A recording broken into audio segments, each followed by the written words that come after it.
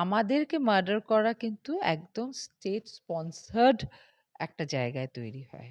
আজকে যারা গিয়ে শুভেন্দু অধিকারী প্রায় পায়ে পড়ছে, তারা কাল অবধি গদ্দার গদ্দার করে করে কত ব্যঙ্গ করতো।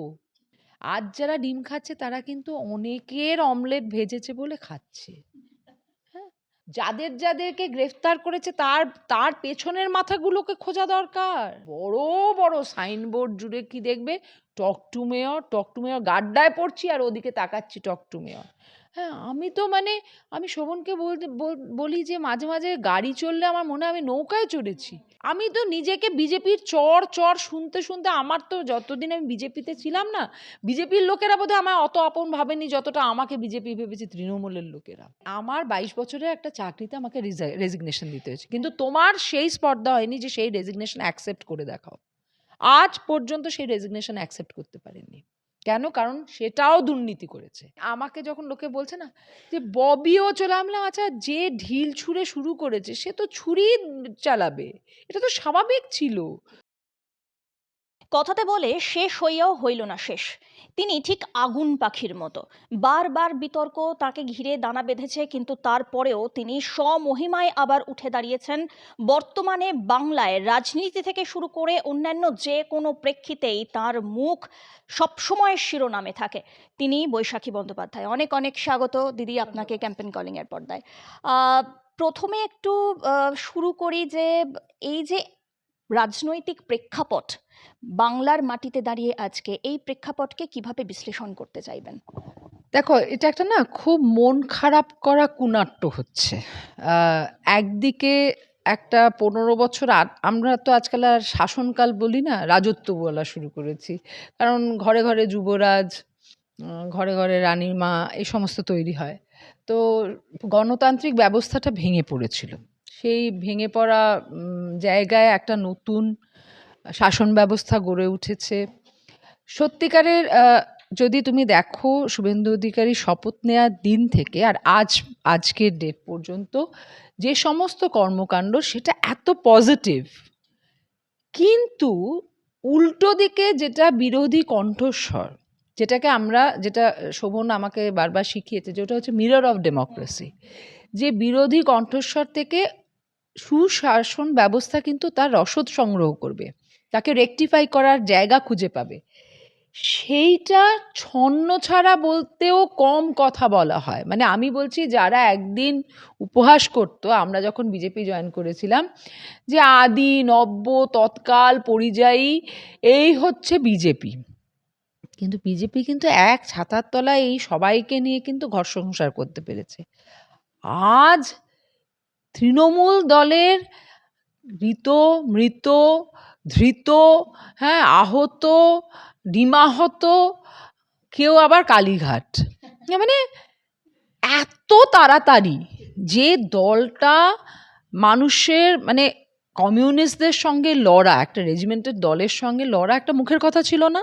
অনেক রক্ত ঝরেছে।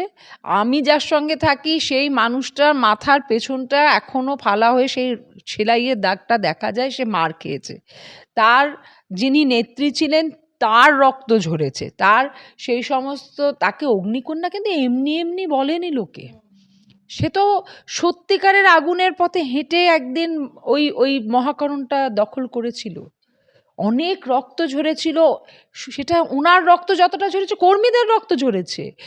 তৃণমূল দলটা শুধুমাত্র কতিপয় নেতা নেত্রীদের ছিল না, ওটা মানুষের আবেগের দল ছিল। কি অধিকার ছিল এই এই যে যে এই যে আজকে আমার খুব ভাল লেগেছে, বলছে ওই কয়েকজন বেরিয়ে গেছে, কয়েকজন আছে, তাহলে কি ঋত তৃণমূলেও আবার কিছু ফাটল? ঋত তৃণমূল তো শুরুই করেছে আমরা সবাই রাজার দেশ, তো এখন সবাই রাজারা সবাই নিজের নিজের রাজত্ব চালাচ্ছে। তো সেই জায়গাটা দাঁড়িয়ে না আমার খুব কষ্ট হয়, কি জানো তো, যে মানুষের ম্যান্ডেটের কত বড় অপমান। আমি সত্যি তৃণমূল দলে একমাত্র মানে আমি যারা মমতা বন্দ্যোপাধ্যায়ের সঙ্গে থেকে গেছেন, মানে মন থেকে গেছেন, অপাংতেও কোথাও যাওয়ার নেই থেকে গেছেন সেইটার জন্য বলছি না, কিন্তু যারা মন থেকে গেছেন, আর শোভনকে বলতে শুনি যে দিদি না থাকলে আমরা কেউ কিছু হতাম না।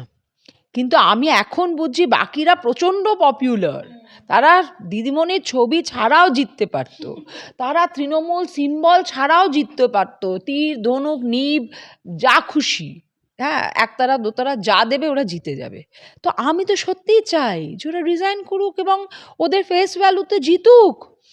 যারা তুমি যাই বলো আর তাই বলো, সারা দেশের কাছে আমার সেদিনকে লজ্জা করেছিল যেদিনকে পার্লামেন্টে শপথ নিয়ে জয় বাংলা অবধি ঠিক ছিল, মমতা বন্দ্যোপাধ্যায় জিন্দাবাদ, অভিষেক বন্দ্যোপাধ্যায় জিন্দাবাদ বলেছিল। আজ অভিষেক বন্দ্যোপাধ্যায় কত খারাপ, কত করাপ্ট তারা বলছে। আরে করাপশন, আমি তো ছোটবেলা থেকে ওই কবিতাটা শিখেছিলাম যে যে অন্যায় করে আর যে অন্যায় সহ্য করে দুজনকেই ঘৃণা সহ্য করা উচিত। আর আজকে হঠাৎ করে এরা জেগে উঠছে বলছে আমি তো জানতাম না।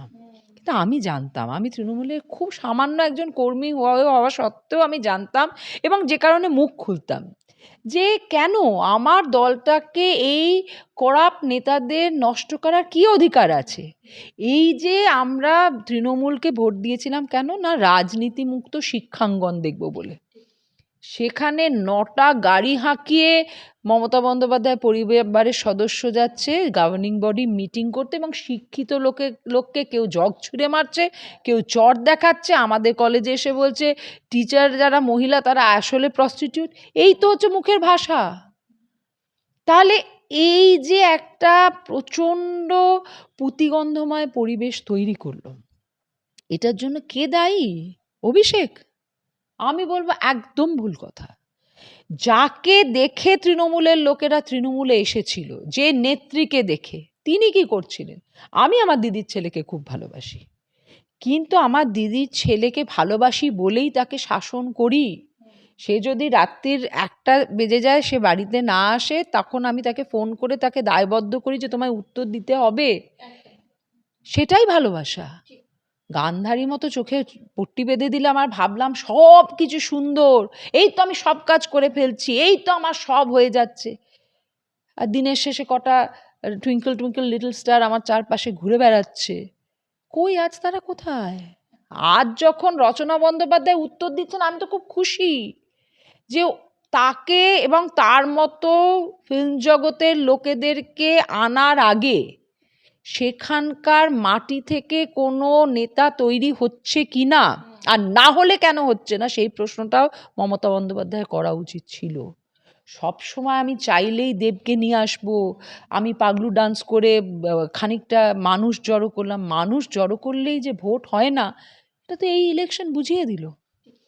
এবং এই ইলেকশন আসার অনেক আগে আমাকে শোভন বলেছিল, আমি তোমায় বলি যে আমার তো 2017 সাল থেকে ওর সঙ্গে একসঙ্গে পথ চলা। ও আমাকে বারবার বলতো যে আমরা সয়েল টেস্ট করছি না বৈশাখী, আমরা সয়েল টেস্ট করছি না, এটা আমাদের জন্য ভুল হচ্ছে। এই ভুলটা আমাদের শুধরোনোর জায়গা ছিল। মানুষ আমাদেরকে কতগুলো টার্ম সুযোগ দিয়েছিল। আমি সবসময় বলতাম তৃণমূলের বিকল্প হচ্ছে উন্নততর তৃণমূল। এই যে অবলুপ্ত হয়ে যাবে, এরকম কর্পূরের মতো উবে যাবে। এবং আজকে আমি কি বলছি, আইপ্যাক দোষী। আইপ্যাককে একদিন আমি বসে বসে বলছি বিধানসভায় প্যাক প্যাক আইপ্যাক ব্যাকপ্যাক করে চলে যাক, পরের দিনই বলছি যে না না ওই সবাই ওদের কথা শুনে চলবে। কন্ট্রাডিকশন আমার। আজকে অভিষেককে দোষ দিয়ে লাভ কি? শুধু অভিষেককে দোষ? শুধু অভিষেক দুর্নীতি করেছে? কালীচরণ শুধু দুর্নীতি করেছে? শুধু স্বরূপ বিশ্বাস দুর্নীতি করেছে? যাদেরকে গ্রেফতার করেছে তার পেছনের মাথাগুলোকে খোঁজা দরকার। প্রথম এবং প্রাথমিক ইন্ডালজেন্স, শোনো আমি নিজে শিক্ষা ব্যবস্থায় ছিলাম বলে এবং যে একাডেমিক মাফিয়াগিরি চলে সেটার বিরুদ্ধে ছিলাম বলে কতগুলো চিঠি দিয়েছি মমতা বন্দ্যোপাধ্যায়কে। উনি কি করতেন, সেই চিঠিগুলো চোরেদের কাছেই পাঠিয়ে লিখতেন টু সি, মানে চোরকে বলছে দেখো তুমি চুরি করেছো, এ কিন্তু জানে, সজাগ হয়ে যাও। তাতে আমার শত্রুর সংখ্যা বৃদ্ধি হয়েছে, সেটা ওনার ভাবনা হলো, কিন্তু উনি যে শত্রুর দ্বারা পরিবেষ্টিত হয়ে গেছেন সেটা উনি বুঝতে পারলেন না। স্তাবক কখনো বন্ধু হতে পারে না। শোভন আমাকে একটা কথা বলতো যে বৈশাখী তোমার ক্রিটিক তোমার শত্রু নয়, সে তোমার আসল বন্ধু, তোমাকে শুধরে দিচ্ছে।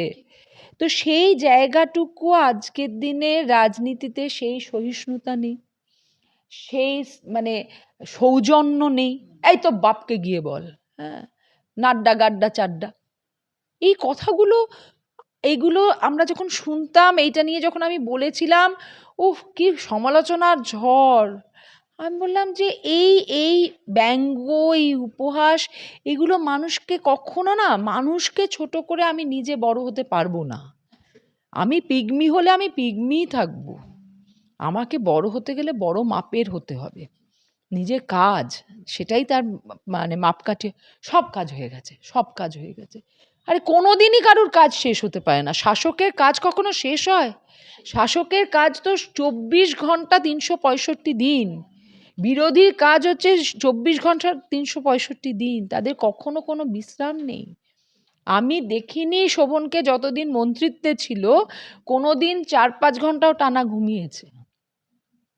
আজকে এত বড় একটা তারাতলা বিপর্যয়ের পর প্রাক্তন মেয়র বলছেন যে আমি তো জানি না, আমি তো ইঞ্জিনিয়ার নই। মেয়র হতে গেলে ইঞ্জিনিয়ার হতে হয় না, আমার ফাইলের জন্য আমি দায়বদ্ধ।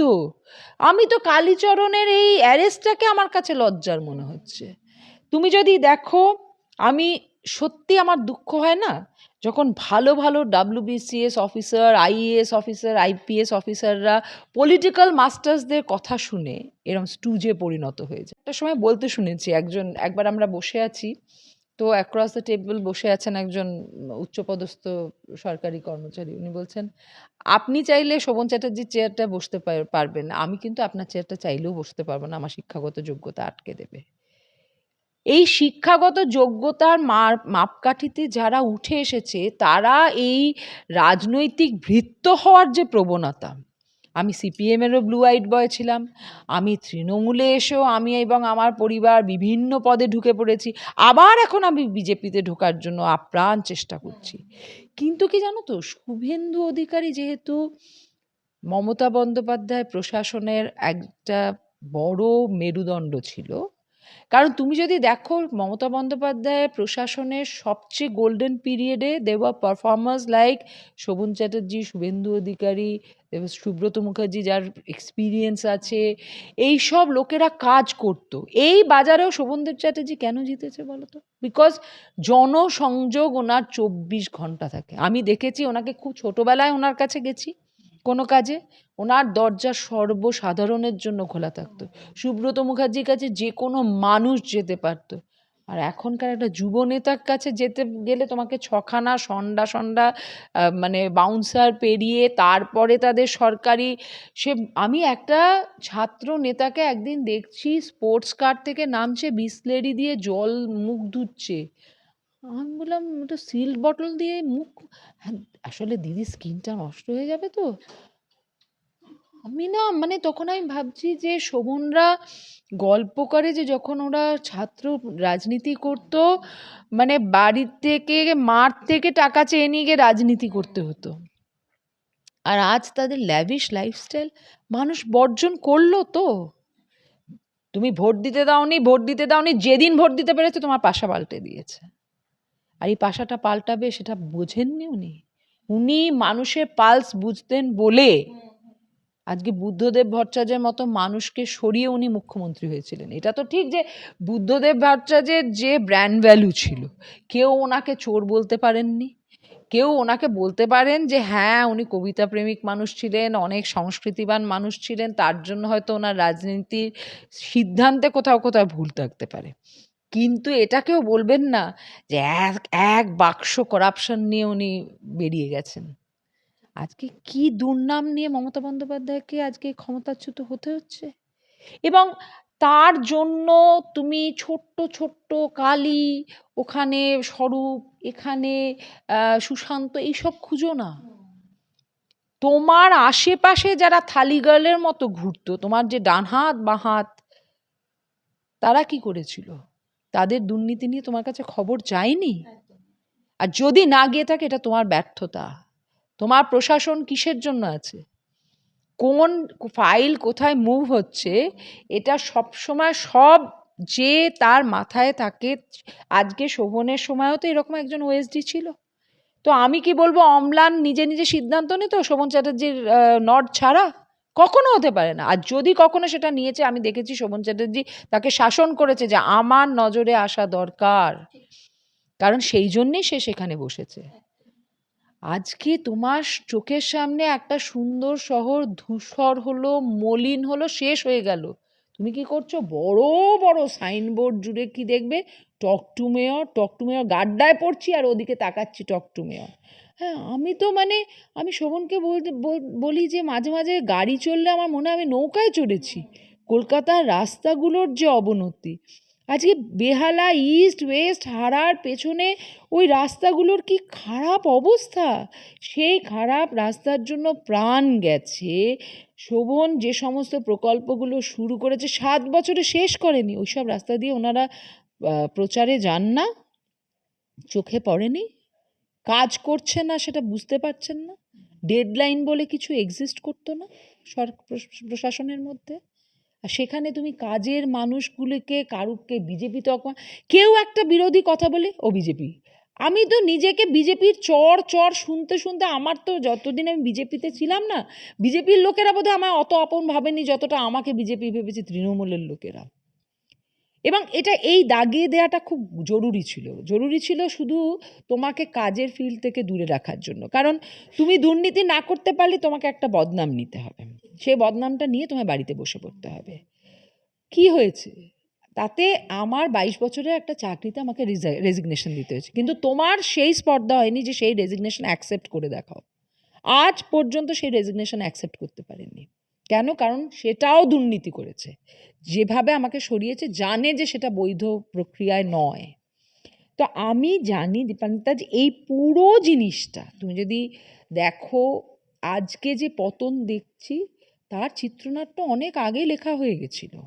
এটা তো শুধু যবনিকা পতন ঘটলো, কিন্তু যেভাবে ঘটলো, এটা একটা পলিটিক্যাল সায়েন্সের স্টুডেন্ট হিসেবে আমি যে তৃণমূল দল করতাম, খুব সামান্য কর্মীই ছিলাম, এবং সেই কর্মী হিসেবে খুব খুব বেদনার।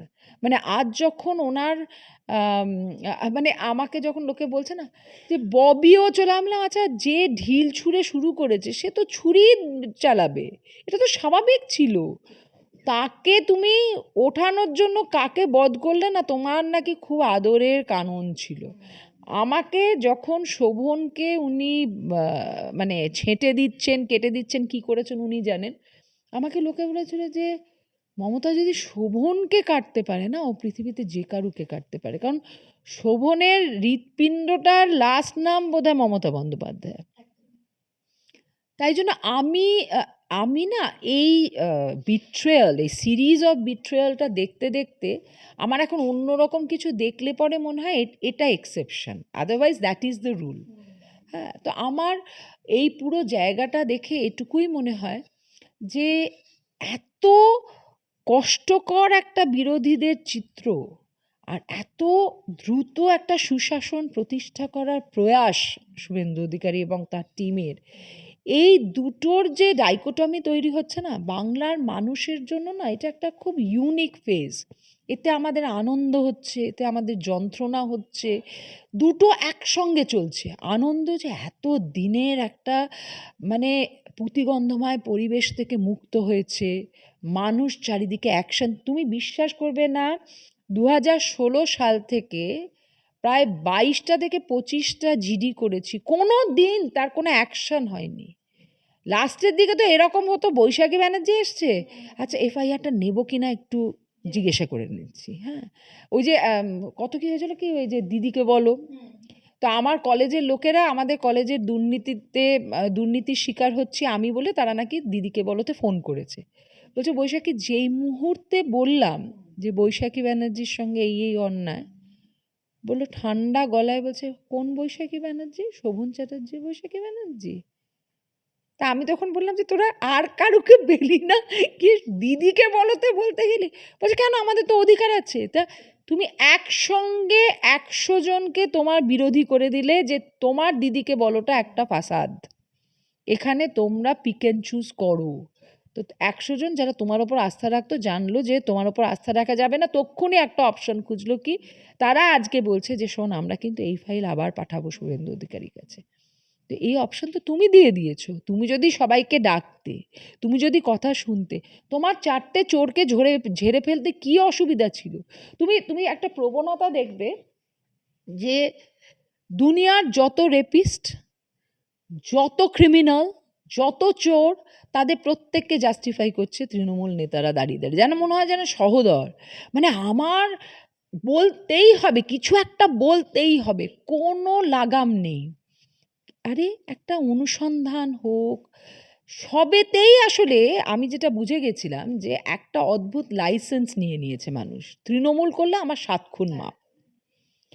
এই জিনিসটার ইন্ডালজেন্স যেখান থেকে এসে সেইখান থেকে শেষের শুরু।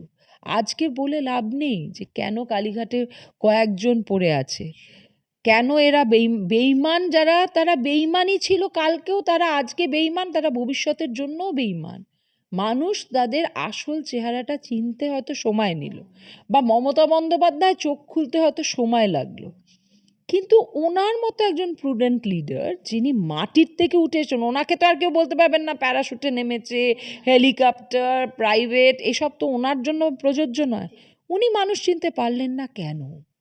কারণ উনি বিচ্ছিন্ন হয়ে গেছিলেন, মানুষের থেকে বিচ্ছিন্ন, কর্মীদের থেকে বিচ্ছিন্ন, আবেগের থেকে বিচ্ছিন্ন। তোমার যে কর্মীরা মানে ঘাম ঝরাতো, যে গিয়ে ওই দেয়ালে লিখতো, আমি এখনো দেখেছি দিদিকে তাদের নাম ধরে ডাকেন, এইটায় তারা, ওইটুকুই তাদের প্রাইজ, ওইটুকুই তাদের রিওয়ার্ড, আমাকে দিদি নামে চেনে। সেইটুকু থেকে তুমি বঞ্চিত করে দিয়েছো, তোমার ধারে কাছে আসতে পারতো না। ওই যে দৃশ্যটা দেখছি যে হয়তো মঞ্জু বসু দোষই করেছেন, কিন্তু যেভাবে সরিয়ে দেওয়া হচ্ছে সেটাতে মানুষ মুখ ঘুরিয়ে নেয় গো, এগুলো ঠিক নয়। আমার আশপাশে আমি কতগুলো অপ্রয়োজনীয় লোকজন, যাদেরকে লোকের যদি সত্যি এত এত পপুলার হতো না, তাদের মমতা বন্দ্যোপাধ্যায়কে দরকার পড়তো না। আমি তো শোভনকেই রাত দিন বলতাম যে আচ্ছা তোমরা ওই মানে স্টার্সগুলোকে নিয়ে এরকম পাগলামি করো কেন? তুমি করে একটা জায়গায় পৌঁছেছে, তাদের থেকে বড় ইন্সপিরেশন সাধারণ মানুষ কার মধ্যে খুঁজে পাবে? তাদের কি প্রয়োজন যে সি গ্রেড, ডি গ্রেড, মানে আমি বলছি তুমি দেব, শতাব্দী, রচনা, এদের তো তবু একটা ক্লাস আছে, মানে কারা কারা সব গুরুত্ব পেত। আমি তো এই ফিল্ম টেস্টিভ্যালগুলোয় যেতাম, আমি দেখতাম প্রান্তিক স্তরে চলে গেছে হচ্ছে দলের সব বর্ষিয়ান নেতারা, তারা কখনো স্টেজে ডাক পেলে ভাবছে যে এটা আমরা অনেক পেলাম, আবার কখন না জানি ঘাট ধরে নামিয়ে দেয়, কখন না জানি মাইকটা কেড়ে নেয়। তো তুমি এক সময় তাদের উপেক্ষা করেছো, আজ তারা সুযোগ পেয়েছে, তারা চলে গেছে। তোমারই তো আসল সংসার ছিল, দলটা তোমার সংসার ছিল, সংসারটাকে দল বানাতে চলবে না। কারণ আমার ছেলে রাজাই হবে, এটা রাজত্ব যতদিন চলতো ততদিন হতে পারে, কিন্তু আমার পরে মানে তুমি দেখো মমতা বন্দ্যোপাধ্যায় কত আগে নিজের পরবর্তীকালের নেতা হিসেবে শুভেন্দু অধিকারীকে ভেবেছিল, সেই শুভেন্দু অধিকারী সত্যিকারে পরবর্তীকালে ওনারই জায়গায় গিয়ে বসেছে, সেই উত্তরসূরি হলেন, কিন্তু অন্য দলের একেবারে ওনার বিপরীত মেরুতে দাঁড়িয়ে, ওনার অত্যাচার সহ্য করে, ওনার অপমান সহ্য করে আরও বেশি তীক্ষ্ণ, আরও বেশি জেদি, এটা কে তৈরি করলো? মানে তুমি বলতে, আজকে শুভেন্দু অধিকারীকে আমরা শপথ নিতে দেখছি, একটা অন্যরকম আনন্দ হচ্ছে, কার কি এক্সপ্লানেশন আমি জানি না, কিন্তু আমার কাছে এটা মনে হয়েছে যে এই শপথের পেছনের যন্ত্রণাটা আজকে কতগুলো বছর তার বাবাকে তুলে, তার চরিত্র তুলে, তার মানে এই যে আক্রমণ করতে গেলে বাবার নাম নিয়ে আক্রমণ, মোড়ে মোড়ে তোমার ভোট প্রচারে চলছে চোর চোর চোরটা শিশিরবাবুর ছেলেটা, এই শিশির অধিকারী তোমার কত ঘনিষ্ঠ ছিল, শুধুমাত্র একটা অন্য দলে চলে গেলে সে শত্রু হয়ে যায়, সৌজন্য হারিয়ে ফেলবো, এমন ভাষায় কথা বলছি যে আজ আর মুখ নেই এটা বলার যে এই ছেলেটি তো আমারই একসময় আমার হাতে তৈরি, বা আমার সঙ্গে কাজ করেছে, আমার সহকর্মী। আমার কিন্তু একদম অসুবিধা হবে না শুভেন্দু অধিকারীর দরবারে যেতে, কারণ আমার শিক্ষা, সৌজন্য আমাকে সেই জায়গায় রেখেছে যে আমি তাকে সেই রেসপেক্ট দিয়ে কথা বলেছি, তিনি আমাকে সেই রেসপেক্ট দিয়ে কথা বলেছেন, যদিও আমাদের পথ আলাদা হয়ে গেছে। কিন্তু দিনের শেষে আজ এরা কেউ মুখ দেখাবার জায়গায় নেই। আজকে যারা গিয়ে শুভেন্দু অধিকারী প্রায় পায়ে পড়ছে, তারা কাল অবধি গদ্দার গদ্দার করে করে কত ব্যঙ্গ করতো। আমি একটাই জিনিস বলবো যে সময়ের থেকে বড় লেভেলার তো কেউ নয়, এবং যারা ভাবছে যে এই তৃণমূলের পতনটা একটা বিরাট শিক্ষা দিয়ে গেল, তারা মিথ্যে বলছে। সিপিএম এর পতন বা বামফ্রন্টের পতনও তো আমাদের শিক্ষা দিয়েছিল। তাহলে এই ঔদ্ধত্য কোথায় তৈরি হলো, কি করে তৈরি হলো? আজকে ব্র্যান্ড বুদ্ধ ফেল করলো, তাহলে ব্র্যান্ড মমতা ফেল করবে না? This is democracy. আমি সয়েল টেস্ট করছি না, আমি কারোকে ভোট দিতে দিচ্ছি না আর আমি নিশ্চিন্তে ভাবছি আমি অত লাখ মার্জিনে জিতছি। এত লাখ যখনই উনি এত লাখ দেখছিলেন না, সেখানে ওনার বেশি নজর দেওয়া উচিত ছিল যে এই যে এত লক্ষ ভোট, এটা সত্যি আমার ভোট তো? ভোট যদি আমার হয় তাহলে তো ওখানে আমার সত্যিকারের দেখা উচিত যে নিশ্চয়ই উন্নয়নের একটা বিরাট প্রবাহ চলছে, যে মানুষ আমাকে ছাড়া ভাবতেই পারছে না। আর যদি না হয় তাহলে আমি এমন সন্ত্রাস তৈরি করেছি যে লোকে আমাকে ছাড়া ভাবতে পারছে না বাধ্য হয়ে। দুটোর মধ্যে প্রথম অপশনটা ডেমোক্রেসির ভিক্টরি, আর অন্যটা হচ্ছে murder. There was butchering of democracy. এইটাকে কে ইন্ডালজ করেছে? আজকে ভাই এসব চুনোপুটিদের নাম নিয়ে লাভ নেই, আসল দোষ যার তার আত্মসমালোচনা করা উচিত। তৃণমূল দলটাকে আস্তে আস্তে শেষ করেছে এই কতিপয় স্বার্থপর নেতারা, যারা কর্মীদের আবেগকে অপমান করেছে, যাদের দুর্নীতির কারণে মানুষের চোখের জল পড়েছে। আমি যে সময় কথাটা তুলেছিলাম যে শিক্ষা ব্যবস্থার দুর্নীতিটা এত ম্যাসিভ ইম্প্যাক্ট পড়বে না, কারণ আজকের দিনে যে মানুষটা দিনমজুরি করে সেও চায় তার সন্তান স্কুলে যাক, সে পড়াশুনো করুক, সে পড়াশুনো করে একটা সরকারি চাকরি পাক। সেই শিক্ষা ব্যবস্থাটাকে আমি একদম শেষ করে দিলাম, বিধ্বস্ত করে দিলাম। তুমি বলতে চাও সেটা মানুষ তার রিভেঞ্জ নেবে না?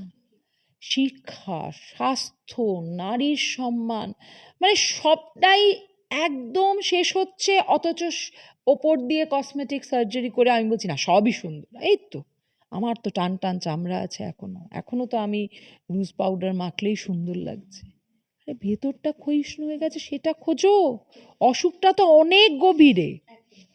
সেইটা যখন যে পয়েন্ট আউট করেছে, মানে শুধু বৈশাখী পয়েন্ট আউট করেছে বলে বৈশাখী শত্রু নয়, এটা যে যখন পয়েন্ট আউট করেছে সে রাজরোষে পড়েছে, তাকে নয় মাওবাদী তকমা দিয়েছে, নয়তো বলেছে সে বিজেপি, নয়তো সে বলেছে সে দেশদ্রোহী। মানে কি কি চলেছে? ছোট্ট ছোট্ট ছোট্ট পোর্টাল, তারা যদি একটা নিউজ করেছে তাতে এত অসহিষ্ণুতা, তাদের অফিস ভাঙচুর, তাদেরকে অ্যারেস্ট করে দেয়া কেন? তাদেরকে অ্যারেস্ট না করে বরঞ্চ যে পয়েন্টগুলো তারা তুলছিল, তা আমি তো সত্যি কথা আমার আমার যে লেভেলে বিরুদ্ধ খবর হয়েছে, এবং খুব পার্সোনাল লেভেলে হয়েছে, খুব মিথ্যেকে প্রশ্রয় দিয়ে হয়েছে, এরকম প্রচুর নিউজ হয়েছে, কিন্তু আমি প্রত্যেকটা দেখেছি, because all were learning experience. আমার মনে হচ্ছে মিথ্যাটাও যে এরম সুনিপুণভাবে বলা যায় সেটাও তো এরা আর্টটাকে মাস্টার করেছে। তাহলে দেখি না, এটা দেখি। হ্যাঁ, কিন্তু তুমি গত 10 বছরে যেটা আমরা দেখছিলাম সেটা হচ্ছে একদম প্লান্ডারিং, মানে কোনো বিরোধী কণ্ঠ থাকবে না, কোনো বিরোধী পার্টি থাকবে না। আমার মানে দুঃখ লাগছে কি জানো, যে যারা এত বলতো এ বিজেপি, ও তৎকাল নব্য আদি, হ্যাঁ পরিযায়ী, আজ কি বলবে?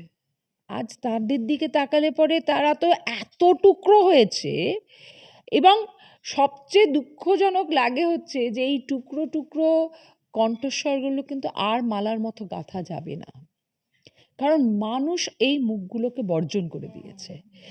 যদি কখনো তৃণমূলকে আবার ঘুরে দাঁড়াতে হয়, সেটা নতুন কোনো নেতৃত্বের এই রিজেক্টেড ডিজেক্টেড সোলগুলো দিয়ে হবে না।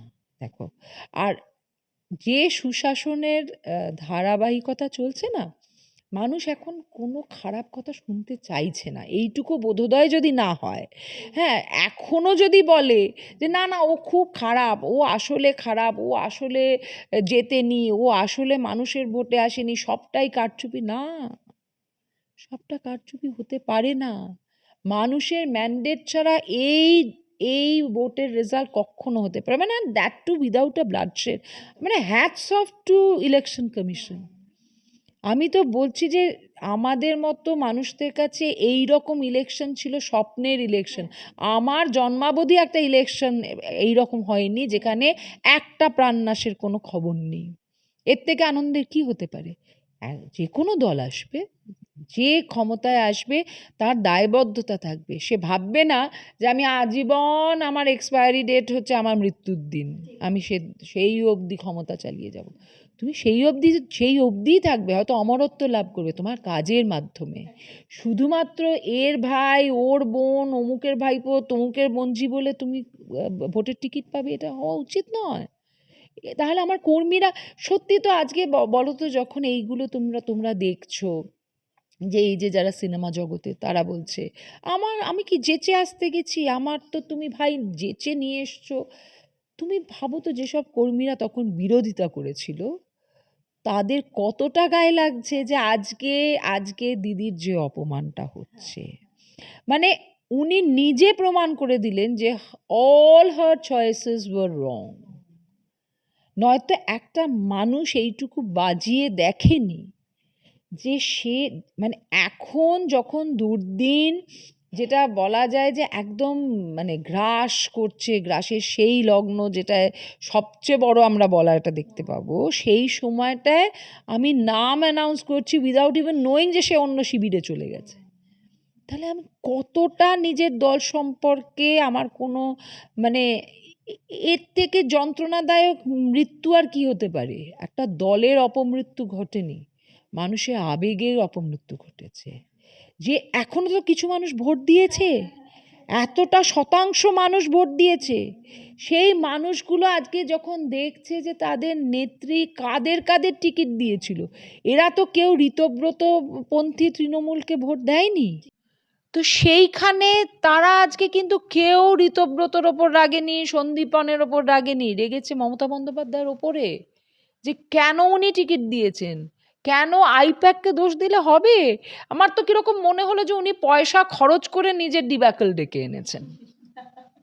মানে she sponsored her own, what should I say, মানে এই যে ড্যামেজটাকে যদি একটা ক্যাটাস্ট্রফি ধরি, তাহলে আমি বলবো she sponsored her own catastrophe. যে আমি বুঝতে পারলাম না যে ঠিক আছে প্রচারের জন্য হতো এই, মানে শোভন এই কথাটা বলতো যে জানো তো আইপ্যাক অনেক আগে ঢোকার চেষ্টা করেছিল। আমি তখনই বলেছিলাম যে এরা আমাদের প্রচার বাইরের যেটুকু আছে কসমেটিক লাগানোর কাজটা এরা করুক, কিন্তু আমার দলের ভেতরে এদের কোনো এন্ট্রি হতে পারে না, আমার স্ট্র্যাটেজি এরা জানতে পারে না, আমার সিদ্ধান্ত এরা নিতে পারে না। এবং দেখো ততদিনই কিন্তু দল ঠিকভাবে চলেছে। যে মুহূর্তে তুমি একটা সাবলেট করে দিলে, এবং সেটাকে কি সুন্দর কমপ্লেসেন্ট, এবং একদল করাপ্ট লোক কি বললো, ওই আইপ্যাকই এসব করাপশন করে গেছে। কেন আইপ্যাক তোমাকে বলেছিল করাপশন করতে? তুমি যদি চাইতে যে আমি করাপ্ট হব না, কি হতো? তোমাকে শোভনের মতো রিজাইন করতে হতো। ডেনরাইট লাগিয়ে তো ভাই তুমি চেয়ারে বসোনি যে আমি আর কোনোদিন উঠবো না। তোমার ওঠার দম থাকা চাই। মানুষ না যার সাথে থাকে তার দম থাকে। আমি বিজেপি ছেড়ে তৃণমূলে আসলেও বিজেপি সেই সবকটা কর্মীর সঙ্গে আমার যোগাযোগ এখনো নিশ্ছিদ্রভাবে আছে, যারা সেদিনকে দিদি ডেকেছে, মেয়ে ডেকেছে, বোন ডেকেছে, তারা আজও জানে। তারা জানে যে তৃণমূলের মধ্যে যদি সবচেয়ে সেফেস্ট একটা শেল্টার হয় সেটা বৈশাখীদির বাড়ি। আবার বিজেপির লোকেদের কাছে যখন গেছি তখনও তৃণমূলের যে কর্মীরা আমার সাথে ছিল তারা কেউ বলেনি দিদি তুমি বিজেপিতে চলে গেছো, তুমি গদ্দার। তারা বলেছে দিদি তোমাদেরকে ধাক্কা দিয়ে তাড়িয়ে দেয়া হলো, তোমাদের কাজগুলোকে থামিয়ে দেয়া হলো। এইটুকু সুনাম নিয়ে না মানুষের থাকা দরকার, তারা যদি পাবলিক লাইফে থাকবে চিন্তা করে। মানে আমি একটা পার্সোনাল এক্সপিরিয়েন্স শেয়ার করব যে এখন তো লোকে দেখলেই, আগে আশপাশে আমরা বন্ধু শত্রু চিহ্নিত করতাম, এখন হচ্ছে ডিম দেখে, হাতে ডিম কিনা, ঢিল কিনা, কালি কিনা। তো এরকম একটা পরিবেশের মধ্যে আমি গেছি কাকদ্বীপ। তো আমাদের গাড়ির কাছে না একটা লোক ঘুরঘুর করছে। তো আমি ভেবেছি না জানি কি ব্যাপার, মনের মধ্যে কি আছে। আমি ড্রাইভারকে বলছি, জানো তো কি বিষয়? বলছে স্যারকে খুঁজছেন। তো এবার শোভন তখন সঙ্গে ছিল না। আমি নেমে বলছি, হ্যাঁ বলুন দাদা। তো আমি তার বাইকটায় লক্ষ্য করছি যে হনুমানজির একটা ঝান্ডা আছে। তো আমি বললাম যে, বলুন। বলছে, দিদি আমি না বিজেপি করি, একসময় তৃণমূল করতাম জানেন তো। তখন না এখানকার যুব নেতাগুলো আমার সব জমি কেড়ে নিয়েছিল। শোভনদা তখন দক্ষিণ চব্বিশ পরগনার দায়িত্বে ছিল, উনি জমিগুলো সব ফিরিয়ে দিয়েছিলেন, তাই এসছি ওনাকে কৃতজ্ঞতা জানাতে। আমার না মানে ইনস্ট্যান্টলি আবেগে না চোখটা ভিজে গেছে। আমার তখন মনে হলো যে এই এমন একটা সময় যখন আমরা মানে সবসময় নিজেকে তৃণমূল করি বা করতাম বলতে ভয় পাচ্ছি, তখনও একটা বিরোধী দলের লোক এসে বলছে যে আমি কিন্তু তখনও সেফ ছিলাম শোভনদার আন্ডারে। এটা হচ্ছে তোমার কর্মফল। আজ যারা ডিম খাচ্ছে তারা কিন্তু অনেকের অমলেট ভেজেছে বলে খাচ্ছে। হ্যাঁ, অনেক পাপ করলে মানুষ এইরকম একটা কুৎসিত, দেখো এই আক্রমণটা তো কোনো সুস্থ সমাজের লক্ষণ নয়, কেউ সমর্থন করবে না। কিন্তু তুমি কতটা তাদেরকে বাধ্য করেছো এই কুরুচিপূর্ণ কাজ করতে, যে ভেতরের আক্রোশ মিটছে না। আজকে ডিম বলে বাঁচো, আরও কিছু বড় কিছু হলে পরে প্রাণ যেত, প্রাণঘাতী জিনিস হতো। কারণ তুমি আজকে যতটা প্রতিবাদ দেখছো না, এখনো তো সবটা সামনে আসেনি। এখনো তো কিছু জায়গায় ত্রাস আছে যে আবার আবার এরা ঋততে ঢুকে ফিরে আসবে না তো, মৃততে ঢুকে ফিরে আসবে না তো, ঢুকেই এখানে একটু ম্যানেজ করে নিতে পারবে না তো। আমি আমি এমন অনেক লোককে আমি ফোন পাই, আমি বলি, আরে এখন তো তুমি যাও না, থানায় গিয়ে বলছো না কেন? বলছে, না দিদি ও কিন্তু চেষ্টা করছে বিজেপিতে ঢোকার, যদি ঢুকে পড়ে তাহলে আমাকে শেষ করে দেবে। তো এই ভয়টা মানুষের যেই কেটে যাবে, কারণ আমি বলি যে বিজেপি যে স্ট্রাগল করে, মানে বিজেপি কিন্তু কোনো ম্যাজিকের মাধ্যমে আসেনি। প্রচণ্ড স্ট্রাগল করে শুভেন্দু অধিকারী অসম্ভব দক্ষতায় এই একটুখানি দরজা খুলছি, একটুখানি জানলা খুলছি, একে ডাকবো তাকে ডাকবো সত্ত্বেও কিন্তু পুরো অটুটভাবে সবাইকে বিরোধী শিবিরে ধরে নিয়ে এতদিন বিরোধী হিসেবে, বিরোধী দলনেতা হিসেবে কাজ করেছেন, এবং তারপরে ওনার দল ক্ষমতায় এসেছে। সেই অবস্থায় দাঁড়িয়ে উনি কিন্তু এত বোকামি করবেন না যে ওই পচা মুখগুলোকে বিজেপিতে ঢুকিয়ে আবার তাদের টিকিট দেবে। আজ সময় এসছে যেসব বিজেপির ছেলে মেয়েদের রক্ত জড়েছে তারা টিকিট পাবে, তারা ইলেকশনে লড়বে। যেখানে একদম লোক নেই বিজেপির, কোথাও হয়তো একটা ভালো মুখ পাবে, তাদেরকে হয়তো এরা বেছে নিলেও নিতে পারে। কিন্তু যারা আশা করছে যে উফ, নেক্সট ইলেকশনে আমি তো এখন পাটা ধরে নিয়েছি, আমি ওই অবধি পা ধরে, শুভেন্দু অধিকারীকে পা ধরে না কেউ পাপ থেকে মুক্ত হতে পারবে না। ওনার পাটা মাটির ওপর দাঁড়িয়ে আছে ভাই। উনি যেটা বলেন না সেটা করে দেখান। আমি আজ থেকে বহু বছর আগে যখন আমি বিজেপিতে ঢুকেছি, উনি তারপরে কয়েক মাস পরে উনি ঢুকলেন। তো আমি ওনাকে বললাম যে, দাদা আপনি বিজেপিতে চলে এসছেন, এটা একটা আরও একটা বড় লস হলো। তো তখন উনি বললেন, এই লসের কিন্তু মূল্য দেবে, এই লসের মূল্য দেবে দিদি, বিজেপি কিন্তু আসবে। তো সেদিন কিন্তু মনে হয়েছিল যে বিজেপি আসবে, এইখানে ভোট হয়, এখানে মানুষ গিয়ে বিজেপির হয়ে ভোট দেবে। কারণ প্রথমত একটা টাবু তৈরি করে রেখে দিয়েছে। হ্যাঁ, তা আমাকে দুদিন আগে মজা করে এক কর্মী ফোন করে বিজেপির বলছে, দিদি তোমার ওই স্লোগানটা কিন্তু আমরা এখনো বলি, ঘরে ঘরে পদ্ম দিদিমণি জব্দ, আজ কিন্তু তাই হয়ে গেছে। তা আমি বললাম ওইটা বলার জন্য আমাকে প্রচুর কুরুচিকার কথা শুনতে হয়েছে, কিন্তু আমি সত্যিই বলছি যে একটা না স্পোর্টিং স্পিরিট দরকার। যে রাজনৈতিক, আমি একটা রাজনৈতিক দলের সদস্য, আমি গেছি, আমার পেছনে 500 কর্মী আসছে, তাদেরকে তো আমি স্লোগান ছুড়বই উদ্বুদ্ধ করার জন্য। সেটা থোড়ি না আমি দিদিমণিকে জব্দ করা, আমি তো একটা সামান্য মানুষ, আমি ওনাকে জব্দ করতে যাব কেন? তো সেইটাকে নিয়েও একটা সেন্সিটিভিটি, ইগনোর করাটাও যে ভার্চু সেটা এরা জানে না। যা কিছু হচ্ছে এ একটা প্রতিক্রিয়া সে একটা প্রতিক্রিয়া, এত কদর্য কলতলার ঝগড়া, মানে আমি এখনো বলছি এরা এটার থেকে বেরোতে পারছে না। এখনো যদি না ওই ডিম খাওয়া মার খাওয়া সত্ত্বেও যদি মাটি কামড়ে কাজ করতো মানুষ না, দেখো নেক্সট ইলেকশনটা তো ওই পুরসভার ইলেকশন আসছে, এখানে পরিষেবা is a very important thing. সেখানে মানুষ যদি সত্যি দেখতো না, আমি বলছি সেখানেও কিন্তু কিছু কাউন্সিলর তৃণমূলের জিতবে, মানে নব্য কিনা জানি না, কিন্তু যারা মমতা বন্দ্যোপাধ্যায়ের তৃণমূলে থাকবে তারা কিছু মানুষ জিতবে, কারণ তারা চিরকাল কাজ করে। তার পাড়ার লোকে শ্রাদ্ধ থেকে শুরু করে আর অন্নপ্রাশন সবেতে তারা যায়, কয়েকজনকে ডাকে না তা সত্ত্বেও যায়, যে আমার পাড়া, এটা তাদের কনসেপ্ট। কি হলো, পাড়ায় পাড়ায় সমাধান, সেটা আবার নতুন ওই যে লালচুলদের রোজগারের জায়গা হয়ে দাঁড়ালো। কি রোয়াব এক একজন। আমি শোভনকে বললাম যে পাড়ায় পাড়ায় সমাধান, মানে তোমার গোড়ায় প্রশাসন পৌঁছে গেল আর তোমার পার্টি জানতে পারলো না যে এক একটা বাড়ি হাতছাড়া হচ্ছে, তোমার কর্মীরা তোমার হাতছাড়া হচ্ছে। আসলে লোকের ফিলিংসটাকে নিয়ে ভাবনাই ছিল না কোনো, সব কিছু ভেবেছে ওপর চাকচিক্য তো বজায় আছে, তাহলে এটা হয়ে যাবে, ওই লক্ষ্মীর ভাণ্ডার তো আছে ওটা হয়ে যাবে। আরে মানুষ বুঝে গেছে যেই আসুক তা সে আমাকে কিছু না কিছু ভাণ্ডার থেকে দেবেই। কিন্তু আমার ভালো লাগছে যে নতুন সরকার কিন্তু ডোল আউট করেনি। ভাই তোমার আমার ট্যাক্সের টাকা, কি অধিকার আছে? পুরুষ লক্ষ্মী খুঁজে বার করা হচ্ছে। আমি এমন সরকারি কর্মচারীদের জানি যাদের বউরা নেয়, যাদের মাসে রোজগার 1 লাখ টাকার উপরে, এইগুলো কিচ্ছু দেখেনি এতদিন। আর তুমি জাস্ট চ্যালেঞ্জটা ভাবো, যে প্রথমে তো বিজেপি এসেছে তৃণমূলের মতো একটা দলকে সরিয়ে, সেই জায়গাটায় নিজেদেরকে অ্যাকসেপ্টেবল করে তোলা। মমতা বন্দ্যোপাধ্যায়কে সরিয়ে এসেছে শুভেন্দু অধিকারী, বয়সে অনেক নবীন। নতুন জেনারেশন যতটা উদ্বুদ্ধ, পুরনো জেনারেশনের কাছে ততটা অ্যাকসেপ্টেবল একটা মুখ। তার চ্যালেঞ্জ অনেক বেশি, কারণ সবাই যখন তোমার কাছে, মানে ওয়েন এক্সপেকটেশনস রান হাই, তখন তো তোমার মুশকিলটা হচ্ছে প্রবলেম অফ পারফরমেন্স শুরু হয়ে যায়। কিন্তু তুমি ধারাবাহিকতাটা দেখো, একটার পর একটা কাজ প্রত্যেক দিন প্রশংসিত হচ্ছে। মানুষ এখনো প্রশংসা করতে জানে। We have not become cynical. আমাদের মধ্যে নেগেটিভ সব কিছু হয়নি, আমরা সব কিছু ভাবি না যে সব কিছু খারাপ হয়ে গেছে, আমরা এখনো ভালোটাই খুঁজি। তো সেই জায়গাটায় তো আমাদের পৌঁছতে হবে।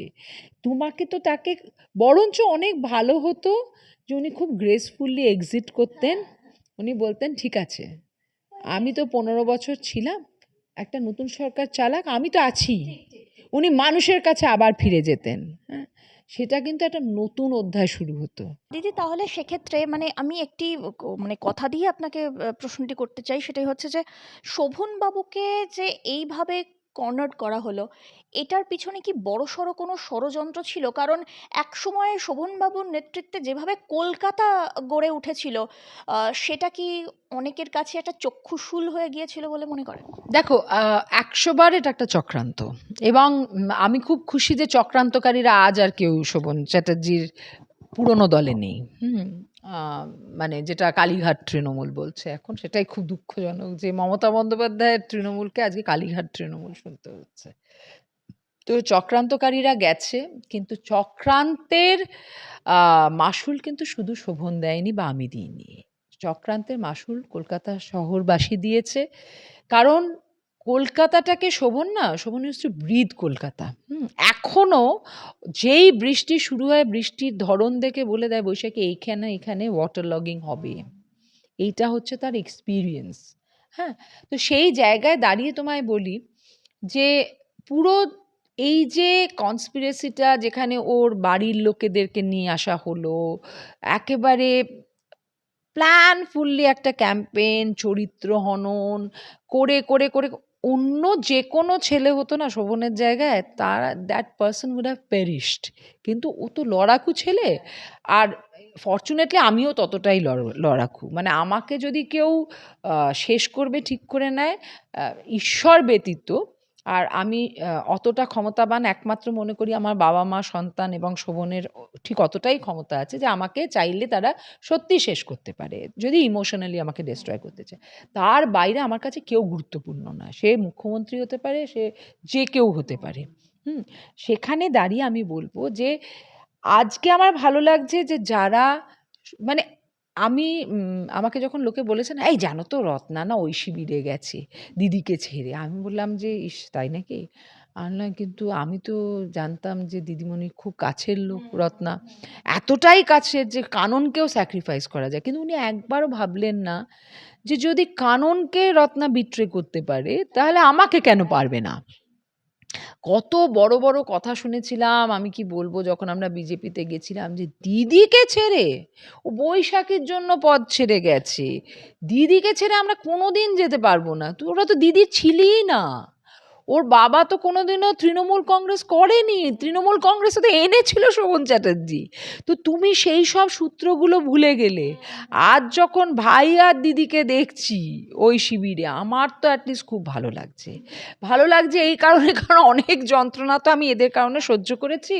দেখো আমি যে আজ বেঁচে আছি না, সেটার জন্য অবশ্য আমি মমতা ব্যানার্জি পুলিশের কাছে কৃতজ্ঞ। কারণ শোভনের যদি কয়েকজন সিকিউরিটি না থাকতো, তাহলে আমাকে কলকাতা শহরে মেরে ফেলার কত যে চক্রান্ত করেছে, এবং সেটার সম্পূর্ণ নলেজ দিদির কাছে ছিল।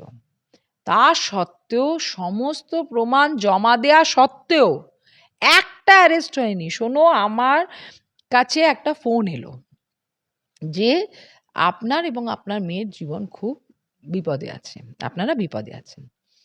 আমি বললাম, আপনি কে?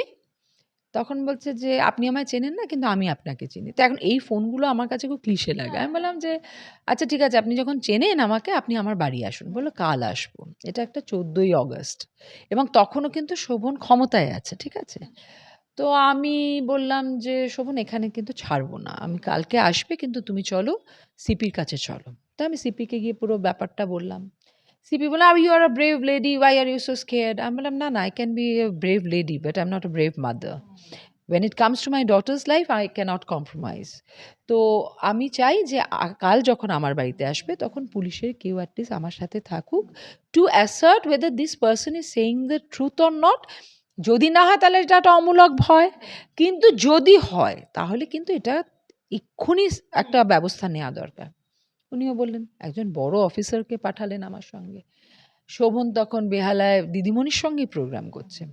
সে এসে বলা শুরু করলো যে, দেখুন আমাকে এই টাকা দিয়েছে আপনাকে মেরে ফেলার জন্য, আপনার মেয়েকে মেরে ফেলার জন্য, মেয়েকে স্কুল থেকে ফেরার পথে বা যাওয়ার পথে মারার জন্য, এবং আপনার মুখে অ্যাসিড ঢেলে দেওয়ার জন্য, বা আপনাকে প্রাণে মারার জন্য, এবং তার দোষটা শোভন চ্যাটার্জির ওপর দিতে হবে।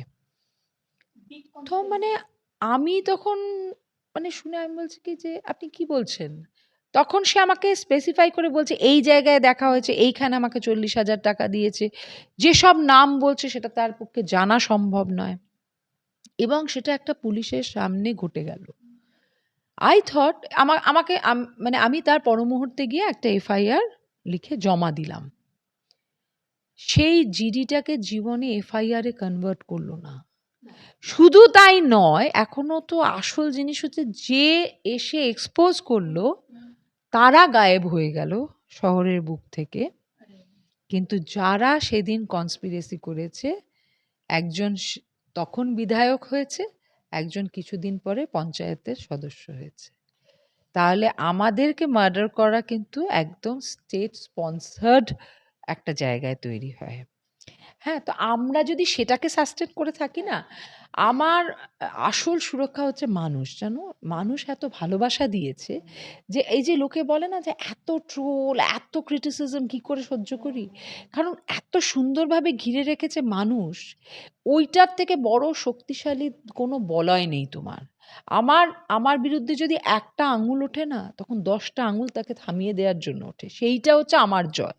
এবং আমার খুব দুঃখ লাগে যে মমতা বন্দ্যোপাধ্যায় শোভন আর আমার সম্পর্ক নিয়ে যতটা চর্চা করলেন, গবেষণা করলেন, সেটা যদি উনি ওনার দলের বিষয়গুলো নিয়ে করতেন না, আজকে এত খারাপ জায়গায় গিয়ে দাঁড়াতো না। কারণ উনি এই বয়সে এটা ডিজার্ভ করেন না। সত্যি কথা বলছি যে আজকে ওনার যে পরপর ডিফিট, একটা যে মানুষকে আমরা জানতাম যে মানে তাকে শেষ করা যায় না, তাকে কোনোভাবে আটকে রাখা যায় না, দমিয়ে রাখা যায় না, সেই মানুষ শেষ হতে পারে এবং তার জন্য পৃথিবীতে কারুকে দায়ী নয়, নিজেকে দায়ী করা দরকার। কারণ আমি যে বৈশাখী ব্যানার্জি গতকাল ছিলাম, আজ যদি না থাকি তার জন্য শোভন দায়ী নয়, আমার মেয়ে দায়ী নয়, আমার বাবা মা নয়। I am an adult human being, আমি দায়ী। আমার ভালোটার জন্য আমি দায়ী, আমার খারাপটার জন্য।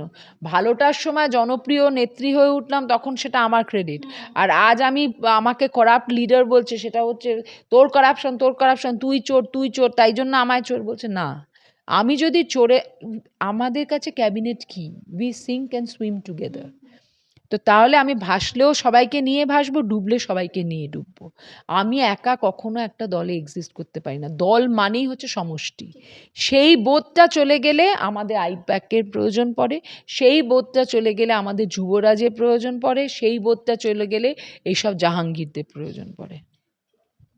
দিদি, শেষ প্রশ্ন থাকছে, মানুষের জন্য আবার খুব সক্রিয়ভাবে কবে দেখতে পাবো? না, আমি সত্যি মানুষের জন্য কাজ করতে ভালোবাসি। সেটার যদি সত্যি কোনো সুযোগ ঘটে নিশ্চয়ই করব। কিন্তু ঠিক যেটা আগেও বলেছি যে সম্মানের কষ্টে নয়, হ্যাঁ? যে অসম্মান আমাকে সহ্য করতে হয়েছে এবং যারা করেছে তারা কিছুদিন পরেই তৃণমূলে রিওয়ার্ডেড হয়েছে। তারা বিজেপি থেকে বেরিয়ে এসে তখন বিজেপির জামাকাপড় পরে ঘুরতো। তারপরেই গিয়ে একটা পদ পেয়েছে। তো সেই জন্য তো পরে আমাদের বুঝতে অসুবিধা হয়নি যে এই চক্রান্তগুলো কাদের ছিল এবং কেন ছিল।